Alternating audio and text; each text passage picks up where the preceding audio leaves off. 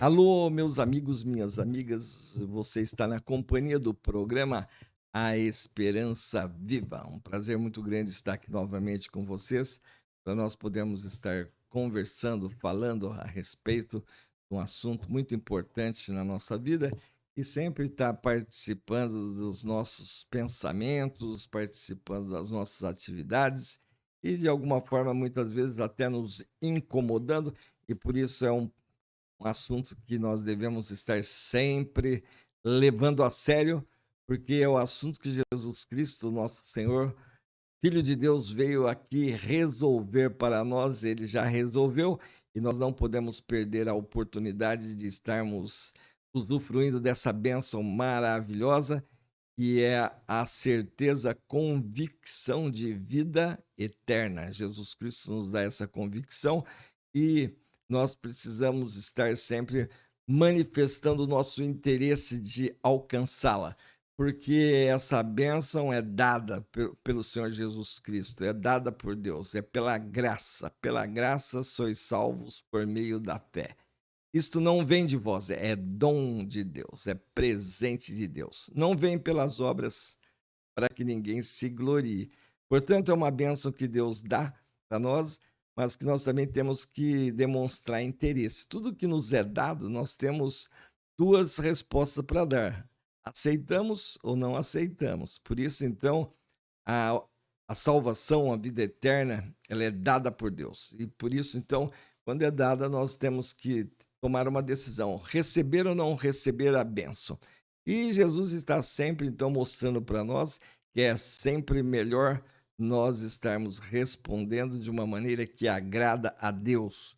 E hoje quero conversar com você a respeito de um evento que aconteceu com Jesus e está registrado ali em Lucas capítulo 17, do versículo 11 a 19, e diz assim: de caminho para Jerusalém, passava Jesus pelo meio de Samaria e da Galileia. Ao entrar numa aldeia, saíram-lhe ao encontro 10 leprosos, que ficaram de longe e lhe gritaram, dizendo: Jesus, mestre, compadece-te de nós. Ao vê-los, disse-lhes Jesus: ide e mostrai-vos aos sacerdotes. Aconteceu que, indo eles, foram purificados. Um dos 10, vendo que fora curado, voltou, dando glória a Deus em alta voz, e prostrou-se com o rosto em terra aos pés de Jesus, agradecendo-lhe, e este era samaritano. Então Jesus lhe respondeu: não eram 10 os que foram curados? Onde estão os 9? Não houve porventura quem voltasse para dar glória a Deus, senão esse estrangeiro? Vai, a tua fé te salvou, disse Jesus para o samaritano. Então, veja, prezado ouvinte, esse acontecimento é muito importante porque ele traz grandes lições para nós. Veja que aqui, então, se apresentaram para Jesus 10 leprosos. Os leprosos, com certeza, já tinham ouvido muitas outros milagres que Jesus já tinha feito, curado já outros leprosos, e Jesus, então, passando ali pela aldeia deles, eles aproveitaram a oportunidade e então os 10 gritaram para Jesus lá, né? Mestre, compadece-te de nós. E Jesus, então, dá uma ordem para eles. E essa ordem era porque existia lá na lei dos judeus, lá em Levítico capítulo 14, do versículo 1 a 32, trata desse assunto aí, de como que os leprosos poderiam retornar para a sociedade, porque eles viviam separados. Veja que era um grupo de 10, onde eles estavam separados. E então Jesus dá essa ordem para eles, e antes mesmo deles serem curados, eles vão se dirigir ao sacerdote, porque o sacerdote era o único que poderia reintegrá-los na sociedade, iria examiná-los e assim, vendo que eles estavam curados, eles poderiam voltar para suas casas, para os seus lares. E antes mesmo deles estarem curados, eles obedeceram a ordem de Jesus, e no meio do caminho, todos ficaram purificados, porque obedeceram aquilo que Jesus disse, né? E aí, o que aconteceu? Vendo que eles ficaram purificados, eles realmente, aí sim, eles iam com mais segurança até a presença do sacerdote. Mas dos 10, Vendo que tinha sido purificado, ele então agora pensou diferente, né? Se este daqui pôde me curar dessa doença que é incurável, na época não tinha cura, ele realmente é o Filho de Deus, ele é realmente o enviado de Deus para nos purificar também de todos os nossos pecados, que é a enfermidade da alma. Isso então traz uma lição para nós que é o seguinte: todas as vezes que nós temos uma enfermidade física, né, durante a nossa passagem por aqui, nós temos que correr realmente e procurar a cura, como eles estavam fazendo, vendo que Jesus ele tinha esse poder, né, de curar essas enfermidades. Eles aproveitaram a oportunidade, foram procurar quem podia resolver o problema deles. E Jesus realmente resolveu. E nós também não podemos deixar de procurar os médicos para poder nos libertar das nossas enfermidades físicas, porque se nós ficarmos brincando com ela, a nossa vida é encurta. Corremos o risco de morrer mais cedo. E assim, então, que comparando com a enfermidade física, nós também temos a enfermidade espiritual, que é o pecado. O pecado é uma enfermidade que está na nossa alma. Essa enfermidade, ela se manifesta sempre através do egoísmo. Pessoas buscam somente seus próprios interesses. E essa enfermidade é que nos separa de Deus, que nós precisamos nos cuidar a respeito desse assunto, porque nós não fomos criados para vivermos por conta própria. Nós não somos autossuficientes, nós dependemos de Deus, o Criador.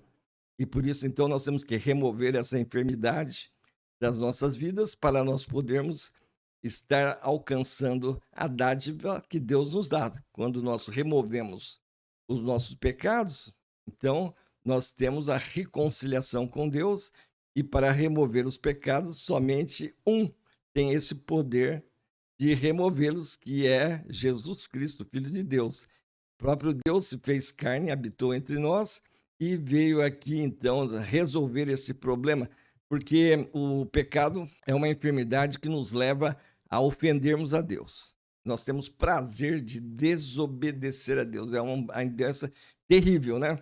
E por isso, então, nós vemos aqui essa grande dificuldade que nós temos na sociedade, de viver em sociedade mesmo. Vivemos um pisando na cabeça do outro, um querendo aproveitar do outro, um querendo levar a vantagem sobre o outro, e isso é consequência dessa enfermidade seríssima que está na nossa alma. E isto precisa ser removido porque Deus é santo, Deus é perfeito, e o pecado nos separa de Deus, e nós precisamos, então, remover o pecado, e remover o pecado somente pela obra que o Senhor Jesus Cristo fez por nós ali na cruz. O que ele fez? Ele veio aqui sofrer a punição da legislação divina. É na legislação divina que é o nosso problema, porque lá em Romanos capítulo 6, versículo 23, o apóstolo Paulo já nos dá a resposta, né? Ele diz lá que o salário do pecado é a morte, mas o dom gratuito de Deus é a vida eterna em Cristo Jesus. O salário do pecado é a morte. Essa morte aqui é mais do que a morte física, é a morte espiritual, é a separação de Deus. Por isso, então, nós temos que vencer a morte. É aqui que está a grande vitória que Deus quer que nós alcancemos. Deus tem o prazer de ver nós vencendo a morte. A morte é para ser humilhada por nós. Não podemos ser humilhados pela morte. E o prazer de Deus é ver nós vencendo a morte. Por que Deus tem prazer nisso? Porque quando nós aceitamos Jesus Cristo como nosso único e todo suficiente Senhor e Salvador, nós estamos valorizando o ato de amor que Deus praticou por nós ali na cruz. Ele abriu mão da sua glória, veio aqui habitar entre nós, foi lá na cruz e derramou o seu sangue por nós, porque lá em Hebreus 9, 22 diz lá que sem derramamento de sangue não há remissão, não há perdão para pecados. Então, o próprio Deus nos amou de tal maneira que deu o seu Filho unigênito, Jesus Cristo, e para morrer por nós ali na cruz do Calvário, para que nós não morramos, mas tenhamos vida eterna, conforme o apóstolo Paulo diz aqui, né? Mas o dom gratuito de Deus é a vida eterna em Cristo Jesus. A vida eterna, então, ela já pode ser apropriada por nós pela fé na grande obra que Jesus realizou por nós ali na cruz do Calvário, e esse ato é um ato de obediência, porque é o critério estabelecido por Deus para remover os nossos pecados. O sangue de Jesus nos purifica de todo pecado, diz o apóstolo João lá na sua primeira epístola, no capítulo 1, versículo 7. E o sangue de Jesus Cristo, seu Filho, nos purifica de todo pecado. E aqui, então, é uma coisa que nós conquistamos pela confiança que nós temos na obra que Jesus realizou, morrendo em nosso lugar, nos substituindo ali na cruz do Calvário. E isso, então, prezado ouvinte, é quando nós, então, reconhecemos que somos pecadores, que estamos enfermos espiritualmente, e precisamos remover esse pecado, e então cremos em Jesus, na obra que ele realizou por nós ali. E assim, quando nós confessamos os nossos pecados, pedimos perdão para Deus, através de uma oração. Você pode fazer isso em qualquer lugar que você estiver. E assim você, confessando os pecados, pedindo perdão e querendo mudar de vida, conforme diz Jesus ali na sua convocação para serem seus seguidores. Se alguém quiser vir após mim, negue-se a si mesmo, tome a sua cruz e siga-me. Então, a partir de agora, você vai dirigir a sua vida não mais pelo seu ego. Você não vai estar mais centrando a sua vida no que você pensa, no que você acha. Você vai centrar a sua vida na mente de Cristo. É Ele que vai ser o nosso Senhor e vai ser o nosso Salvador. Por isso, o apóstolo Paulo, aqui em Romanos, capítulo 6, versículo 17, ele diz assim: graças a Deus, porque outrora, escravos do pecado, contudo viestes a obedecer de coração a forma de doutrina que fostes entregues. Veja que quando nós obedecemos, então, a forma de doutrina, quer dizer, a forma de ensino de Deus, que nos foi entregue, então nós deixamos de ser escravos do pecado. Nós passamos agora a ter domínio sobre o pecado. E uma vez libertados do pecado, fostes feitos servos da justiça. Então, servos da justiça significa servos de Deus. Deus é justo, Deus é a justiça. Então, agora, porém, libertados do pecado, transformados em servos de Deus, tendes o vosso fruto para a santificação e, por fim, a vida eterna. A partir desse momento, prezado ouvinte, quando você entrega sua vida para Jesus, então, seus pecados são lavados, purificados, somos justificados diante de Deus e passamos a ser servos de Deus. E sabemos disso porque essa fé maravilhosa em Jesus Cristo nos dá a prova. É a única fé que existe na face da terra, que você vai crer e que você vai receber a prova de que você realmente já venceu a morte.